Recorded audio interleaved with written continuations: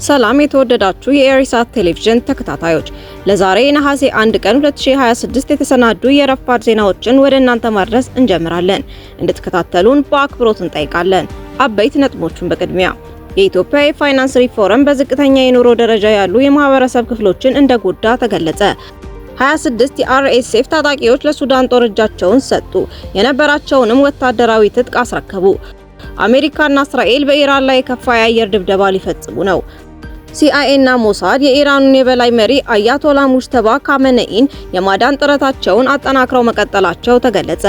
ወደ ስፔን የሚደረጉ የስደተኞች ጎርፍ አሳሳቢ ደረጃ ላይ መድረሱ ተገለጸ። የዓለም አቀፍ እግር ኳስ ማህበር ፊፋ ከአውሮፓ ብርቱ ተቃውሞ ገጠመው። ወደ ዝርዝር ዜናዎች እናልፋለን። ከኛ ጋር ቆዩ። የኢትዮጵያ የፋይናንስ ሪፎርም በዝቅተኛ የኑሮ ደረጃ ያሉ የማህበረሰብ ክፍሎችን እንደጎዳ ተገለጸ።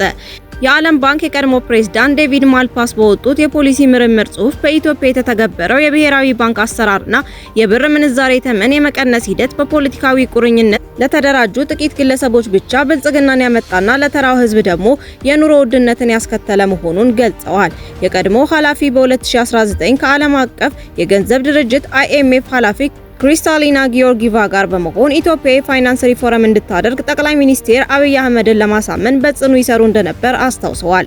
ሆኖም ግን ያ ጥረታቸው ስኬታማ እንዳልሆነና የብር ዋጋ መውረድ ያለመቋረጥ መቀጠሉን በመግለጽ በውጤቱም ጥቂቶችን የሚያበለጽግና አብዛኛውን ዜጋ ደግሞ ለኢኮኖሚያዊ ውድቀት የሚዳረግ እንደሆነ አብራርተዋል። ማልፓስ በጽሁፋቸው አክለው እንደገለጹት ሀገሪቱ ገበያዋን ለውጭ ክፍት በማድረጓና የብር ዋጋ በገበያ እንዲወሰን በማድረግ ከፍተኛ የውጭ ምንዛሬ ለማግኘት ታቅዶ የነበረ ቢሆንም በተግባር ግን በመንግስት ልዩ ትኩረት የተሰጣቸው ጥቂት ፖለቲካውያን ብቻ እንዲጠቀሙ በማድረግ በተራው ዜጋ ላይ የታክስ ጭማሪ እንዲደረግና የኑሮ ውድነት እንዲከሰት አድርጓል ብለዋል። 26 የአርኤስኤፍ ታጣቂዎች ለሱዳን ጦር እጃቸውን ሰጡ። የነበራቸውንም ወታደራዊ ትጥቅ አስረከቡ። ከሱዳን ፈጣን ድጋፍ ኃይል RSF አንድ የንዑስ ጦር ክፍል አባላት አርብ ዕለት ለሱዳን ጦር እጃቸውን መስጠታቸውን የቲአርቲ አፍሪካ ዘገባ አመልክቷል። የሱዳን መንግስታዊ የዜና ኤጀንሲ ሱና በበኩሉ ታጣቂዎቹ ከአባላቶቻቸው ጋር የነበረው ሙሉ ወታደራዊ ትጥቅ ለሱዳን ጦር ማስረከባቸውን ገልጿል። በዘገባው መሰረት እጃቸው የሰጡት ታጣቂዎቹ 26 ናቸው። ሆኖም የእነሱ ወታደራዊ ደረጃም ሆነ ያስረከቡት መሳሪያ ዝርዝር እስካሁን አልተገለጸም። እጁን የሰጠው ቡድን በአልኑር አልቁባ የሚታወቀው የጦር መሪ አልኑር አህመድ አደም እየመራ ሲሆን ከፍተኛ የሱዳን ጦር አዛዦችና የሀገሪቱ የመረጃ አገልግሎት ኃላፊዎች በጋራ ተቀብለዋቸዋል ተብሏል። አልኑር አልቁባ የአርኤስኤፍ መስራች አባላት መካከል አንዱ ሲሆን ከዚህ ቀደም በኃይሉ ውስጥ ከፍተኛ አዛዥ ነበር። በኋላ ግን ከአርኤስኤፍ ተለይቶ በጥቅምት 2025 በሰሜን ዳርፉር ዋና ከተማ አልፋሽር በተካሄደው ውጊያ ወቅት ለሱዳን ጦር እጁን እንደሰጠ ይታወቃል። አልኑር አልቁባ አርኤስኤፍ ግልጽ መርህ ዓላማና ስትራቴጂ የሌለው ኃይል መሆኑን ገልጾ በሱዳን ያለው ቀውስ በውጭ ኃይሎች ድጋፍ ሊፈታ እንደማይችል አስረድቷል።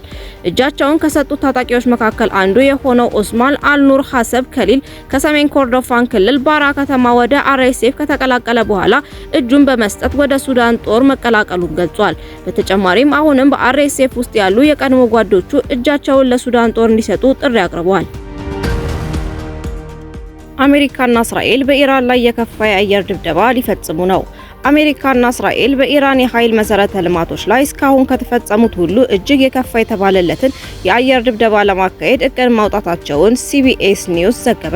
ጥቃቱ በዚህ የሳምንት መጨረሻ ሊፈጸም እንደሚችል በርካታ ምንጮች ጠቁመዋል። የአየር ድብደባው በአሜሪካና በዓለም አቀፍ የኢኮኖሚ ገበያ ላይ ሊያሳድር የሚችለውን ተጽዕኖ በመስጋት ሰኞ የፋይናንስ ገበያዎች ክፍት ከመሆናቸው በፊት ዘመቻውን ለማጠናቀቅ ውይይቶች መደረጋቸው ተገልጿል። ሆኖም የዘመቻው ማብቂያ ጊዜ ገና በግልጽ አልጸደቀም። የአሜሪካ ምንጮች እንዳረጋገጡት ለእስራኤል ማሳወቂያ የተሰጠ ሲሆን ከዩናይትድ ስቴትስ ጋር በቅንጅት እየሰሩ ይገኛሉ።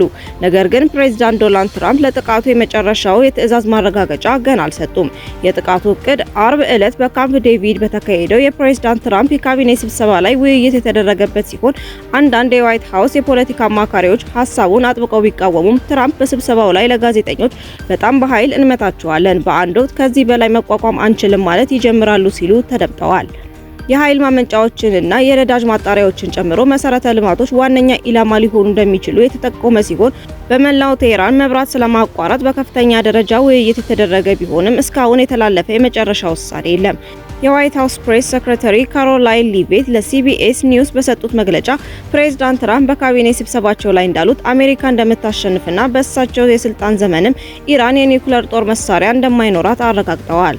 የፔንታጎን ዋና ቃል አቀባይ ሾን ፓርኔል በበኩላቸው ፕሬዝዳንቱ የመጨረሻ ውሳኔ እስኪሰጡ ድረስ ፔንታጎን ስለ ኢላማዎቹ አስተያየት እንደማይሰጥ ገልጸው የጦርነት መምሪያው በማንኛውም ሰዓት የፕሬዝዳንቱን ትዕዛዝ ለመፈጸም ሙሉ ዝግጁነት ላይ መሆኑን አስታውቋል። በሌላ በኩል አንድ የእስራኤል ባለስልጣን በእስራኤል በኢራን ላይ በሚደረግ ወታደራዊ እርምጃ እንድትቀላቀል ጥያቄ እንዳቀረበላትና ሙሉ ወታደራዊ ዘመቻ ስለመጀመሩ መረጃ እንደሌላት ተናግረዋል። የእስራኤሉ ጠቅላይ ሚኒስትር ቤንጃሚን ኔታንያሁ በዚህ ሳምንት መጀመሪያ ላይ ከፕሬዝዳንት ትራምፕ ጋር በተገናኙበት ወቅት የአቅርቦት መስመሮች ላይ ያተኮሩትን ጨምሮ 3 የጦርነት አማራጮችን ማቅረባቸው ይታወሳል። ኔታንያሁ ከአሜሪካ የመከላከያ ጸሐፊ ሄግሴት ጋርም ተወያይተዋል። ፕሬዝዳንት ትራምፕ ባለፈው ሳምንት በሆርሙዝ የባህር ሰርጥ በሚጓዙ መርከቦች ላይ ለሚሰነዘር እያንዳንዱ ጥቃት የኢራንን የኃይል ማመንጫ ወይም ድልድይ አጋያለው ሲሉ በትሩዝ ሶሻል ገጻቸው መጻፋቸው አይዘነጋም። የቀድሞ የአሜሪካ ወታደራዊ ባለስልጣን እንዳብራሩት የኃይል መሰረተ ልማቶችን መምታት የኢራን ጦር አገልግሎት የመስጠትና ሀገሪቱን የማስተዳደር አቅም ክፉኛ ያሽመደምደዋል። ሲአይኤ እና ሞሳድ የኢራኑን የበላይ መሪ አያቶላ ሙጅተባ ካመነኢን የማዳን ጥረታቸውን አጠናክረው መቀጠላቸው ተገለጸ። የአሜሪካው የደህንነት መስሪያ ቤት ሲአይኤ እና የእስራኤሉ ሞሳድ የኢራኑን የበላይ መሪ አያቶላ ሙጅተባ ካመነኢን ያለበትን ቦታ ለማወቅ የሚያደርጉትን ፍለጋና የደህንነት ክትትል አጠናክረው መቀጠላቸው ተዘገበ። ሙጅተባ ካመነኢን የካቲት 2026 ከተፈጸመው የአየር ድብደባ በኋላ አባታቸውን ተክተው ስልጣን ቢይዙም ከዛ ጊዜ ጀምሮ በአደባባይ ሳይታዩ ቀርተዋል። ዘታይምስ የደህንነት ምንጮችን ጠቅሶ እንደዘገበው አያቶላ ሙጅተባ በአየር ድብደባው ወቅት በጽኑ ሳይጎዱ አልቀሩም። ላለፉት 150 በላይ ቀናት ስልኮችን፣ ላፕቶፖችንና ማንኛቸውንም የኤሌክትሮኒክስ መገናኛ ዘዴዎችን ከመጠቀም ተቆጥበው በቴሄራን ወይም በአቅራቢያው በሚገኝ በከፍተኛ ሁኔታ በተጠበቀ ከመሬት በታች ያለ መጠለያ ተሸሽገዋል ተብሎም ይታመናል። የኤሌክትሮኒክስ ቅኝትና የሳይበር ደህንነት መረጃዎች ውጤት መስጠት ባለመቻላቸው የደህንነት ኤጀንሲዎቹ ትኩረታቸውን ወደ ሰው ተኮር የደህንነት መረጃ አዛውረዋል። የቀድሞ የሞሳድ ባለስልጣናት እንደገለጹት ሙጅተባ መረጃዎችን የሚያስተላልፉት ምስጢራቸውን በማያውቁ በርካታ ተላላኪዎች በሚወስዱ በእጅ የተጻፉ መልእክቶች አማካኝነት ነው። ይህም የመሪውን አድራሻ ለማወቅ ወይም በህይወት መኖራቸውን ለማረጋገጥ ብቸኛው መንገድ ወደ ውስጣዊ ክበባቸው ሰርጎ መግባት ብቻ እንደሆነ ያሳያል። አንዳንድ የደህንነት ምንጮች በኢራን እስላማዊ አብዮታዊ ዘብ ውስጥ ያሉ አካላት የመሪውን ሞት ደብቀው ሊሆን እንደሚችል ሲጠረጥሩ፣ ሌሎች ደግሞ የኢራን ከፍተኛ አመራሮች የመሪውን እንቅስቃሴ ለማደናገር ምክትል ሰዎችን እየተጠቀሙ ሊሆን እንደሚችል ጠቁመዋል።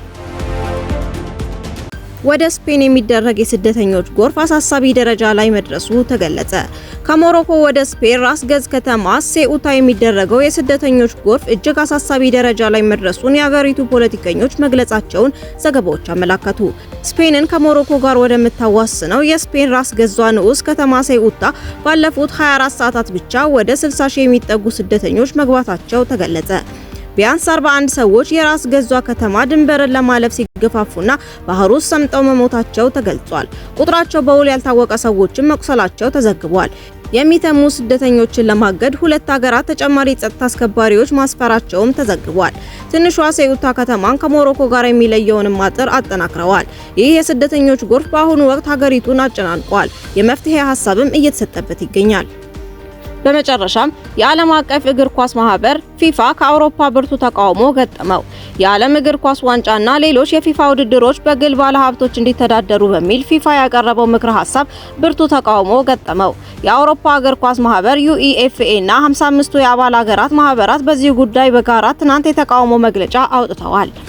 አገራቱ በዓለም ዋንጫና በሌሎች የፊፋ ውድድሮች የባለቤትነት መብቶችን ለግል ባለሀብቶች ለማስተላለፍ የዓለም አቀፍ እግር ኳስ ማህበር ያቀረበውን ምክረ ሀሳብ በሙሉ ድምጽና በማያሻማ ሁኔታ ውድቅ እናደርጋለን ብለዋል። የዓለም ዋንጫ እንደ አንድ የመዋዕለ ንዋይ ኢንቨስትመንት ምርት ተደርጎ ሊወሰድ አይችልም ብለዋል። ይልቁንስ የእግር ኳስ ታላላቅ የስፖርት ቅርሶች አንዱ ነው ሲሉ አክለዋል። የትኛውም የውድድሩ ክፍል ለግል ባለሀብቶች መሰጠት የለበትም ሲሉም ብርቱ ተቃውሞ ሰንዝረዋል። የዓለም ዋንጫ ለሽያጭ የሚቀርብ አይደለም ሲሉም ፊፋን በብርቱ ሞግተዋል። የአፍሪካ እግር ኳስ ማህበር በዚህ ጉዳይ እስካሁን ያለው ነገር እንደሌለ ዘገባዎች ያመለክታሉ። ውድ የኢሳት ቴሌቪዥን ተከታታዮች ለዛሬ ረፋድ የተሰናዱ ዜናዎቻችንን በዚሁ አበቃን። በሌላ የዜና ጥንቅር እስከምንገናኝ መልካሙን ሁሉ ተመኘን። ሰላም።